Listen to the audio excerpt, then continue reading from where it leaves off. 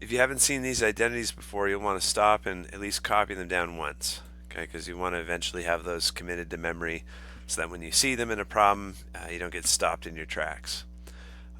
They're called the Pythagorean identities because you can derive them using the Pythagorean theorem and using the definitions of sine, cosine, and all that stuff. Sine squared of your variable, in this case they use theta, sine squared plus cosine squared, that always equals 1.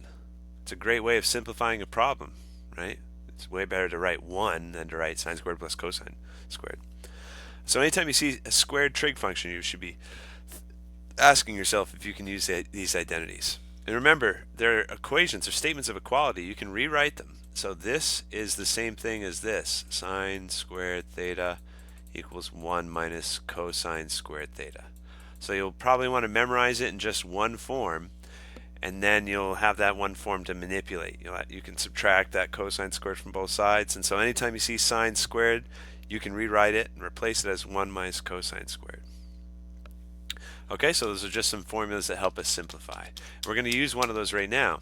This is 1 plus cotangent squared x. If we use our Pythagorean identities, 1 plus cotangent squared variable is equal to cosecant squared. So let's see if that helps us simplify. Mine's x, not theta, though.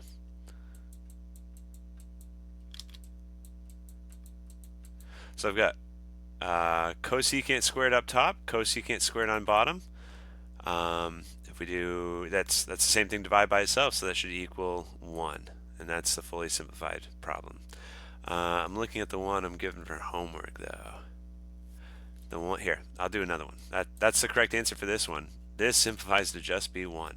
Let's do one a little bit harder. Very similar. We're asked to simplify this one. Okay, so I'll do the same thing. Look, the top, 1 plus cotangent squared x. That's equal to cosecant squared x. Same substitution we did last time. But now they don't cancel out. So are we done?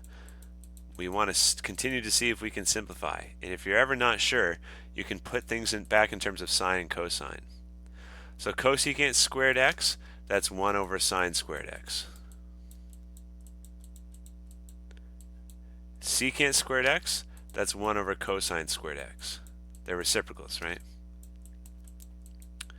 And so we've got the top divided by the bottom. You've got 1 over sine squared x. And it's divided by 1 over cosine squared x. Same thing, I just rewrote it by unstacking the fraction. But if you write it this way, that might help you see what to do next. You've got to flip and multiply to divide two fractions, right? So I'm going to be multiplying cosine squared x on the top. And I've got sine squared x in the denominator still because we only flipped the second fraction and multiply. And this, you might remember, cosine over sine is cosecant. Anytime you see cosine over sine, that's cosecant.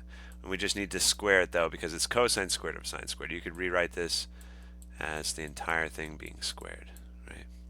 So that's what this second one simplifies to be. This simplifies to be this.